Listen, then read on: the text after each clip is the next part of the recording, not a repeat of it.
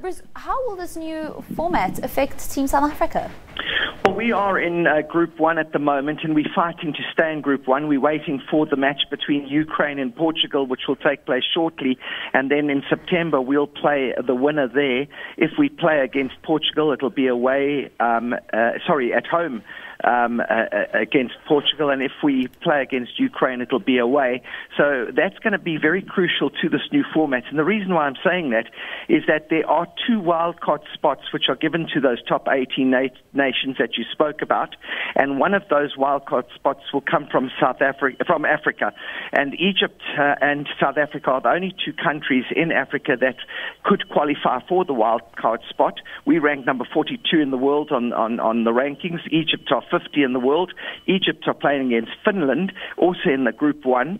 If they beat Finland, they'll have a very good chance of getting the wild card. If we lose against either Ukraine or Portugal, we could slip down the rankings and we might not be considered. So that is a very important factor to take into consideration. But the real Davis Cup competition that has been taking place over the years will continue in Group 1, Group 2 and the Group 3 stages, so they will continue as normal. It's just really the group, the World Group, that will change its format, and that is being made to specifically attract the top players to be able to play. We've seen Kevin Anderson not playing for South Africa, mainly due to schedule reasons. If we had to play in 1 week, it would more than likely result in Kevin Anderson making himself available to South Africa. So let's hope we get that wildcard spot. Let's hope that we beat either Portugal or Ukraine, and we stay the top ranked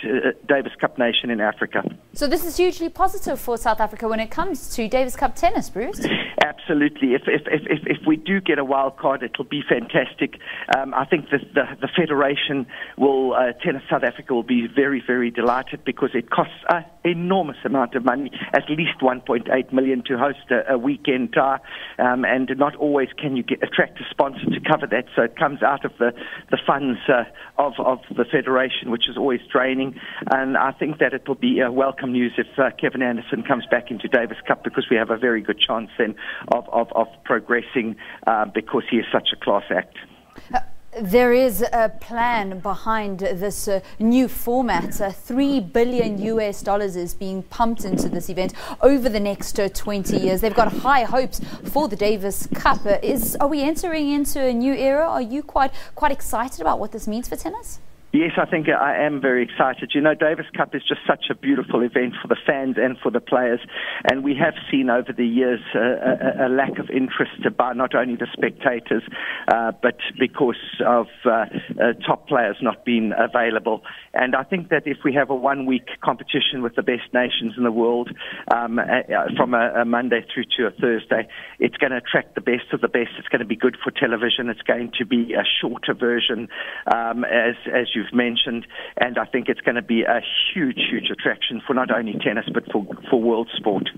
Lovely stuff. That's Bruce Davidson, tennis expert, and that's how we come to the end of your sport.